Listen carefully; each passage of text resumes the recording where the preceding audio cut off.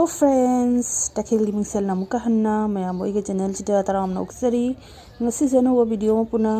mayam famna laksara mayam ngasi gi video sidi yam koiraba video ni akoina no picnic chalu bado adugi hek adui numit ki video na haitare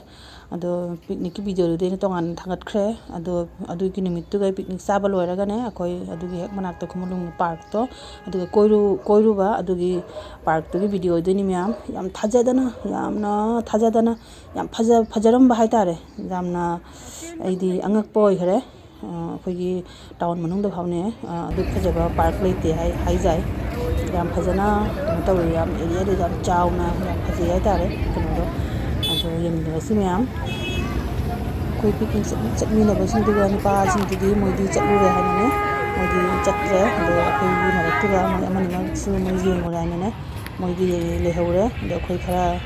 अदु मोसिंग जी सुम जेंगुरी जेंगरा मे आई तो ओइरम आई first time ने लाइ जे खुमुलुंग जे ado ai di ena chasiana ne ba puna lai se jeng la aba ne pham je jam jong ngamba hai tare sum picnic spot tu gine hek opposite ta na ba park se si jeng jam phadana maintain ta na yam clean na area si jam chaw re ba adu thajada bom pham da nga le ga ido adu gi mong ta gare ai ngon da yam naksa ba ido yam thajaru da bai tare yam area je chaw na yam phadana ne park ma mun le ram ne ba ne ba sum hai khumulung park phaje na अभी ये तो मुख्य चक्के बस ना first time मिला इसे ये नसी में हम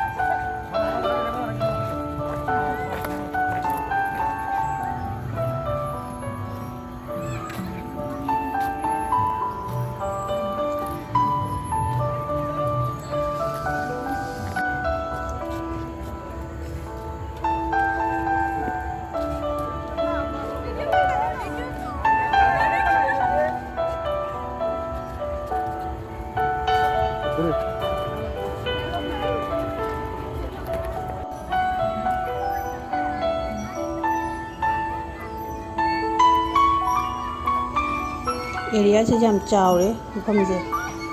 चावरे सिनोपुक साइड तने खोन जी चली से जी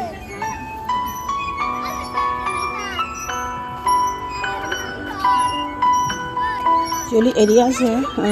सुमारंगाय ngam sini sanana bagi kari gisune mafam na tawri mafam narang kai ne lei hai tar ngam sanana bagi si kari si koi ne bagi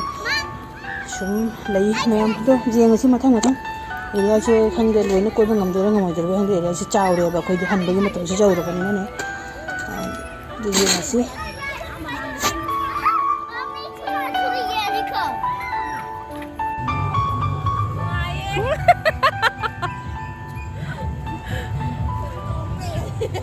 adone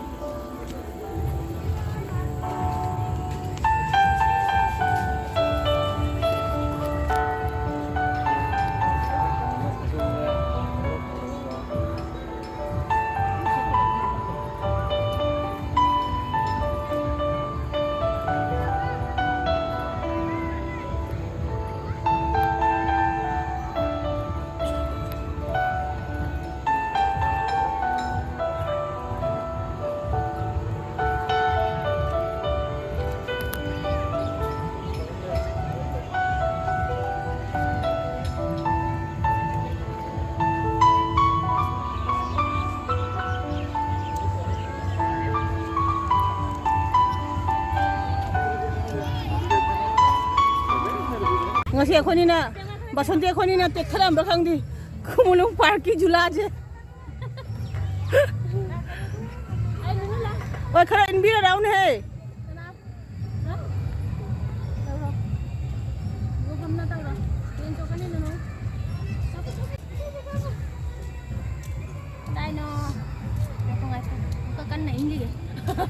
lam phang de du ni ai lam phang de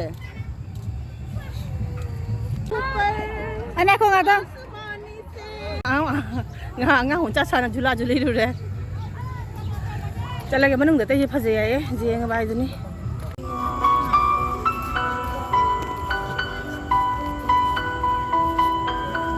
park se phaje ye me am jeng ba jai dem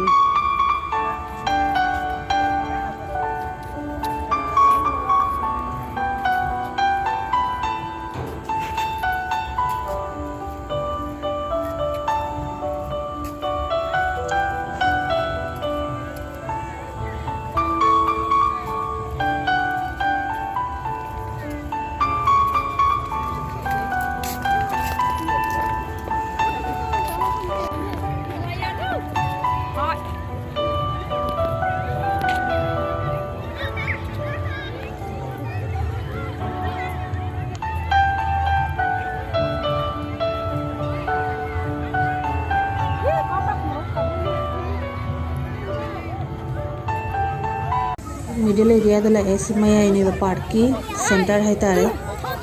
asida sanana bai kri gi june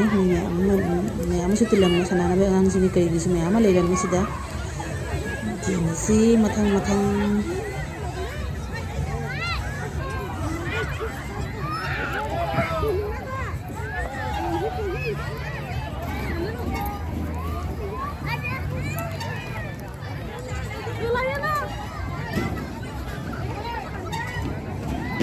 nana kado kan sa tano ni lami ba musula ke ka jiga middle ji gane lai mi am le ba jiga lai dine loina khuidhare huji mandhare do jwa je khara photo kape mi kapnari du na koi de ma'am koi ge di phajana koi ge ai dine ngo mari changane ba du ka ba nga ke ne dai se loina utra ba Hadi phajai park jam chauri tho age hallani chanda oi dere jum job da pung amaram changdoi ne gari se changde na akhun dani me am se edc area ni insiga malai na phajai he lai se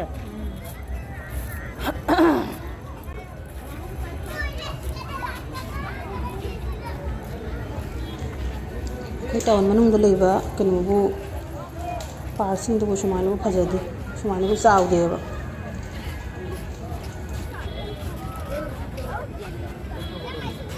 video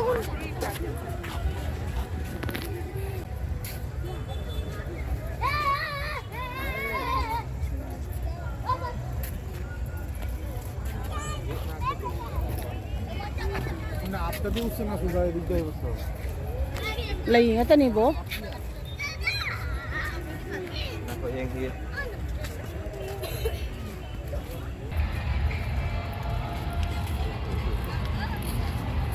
ada kata gitu udah like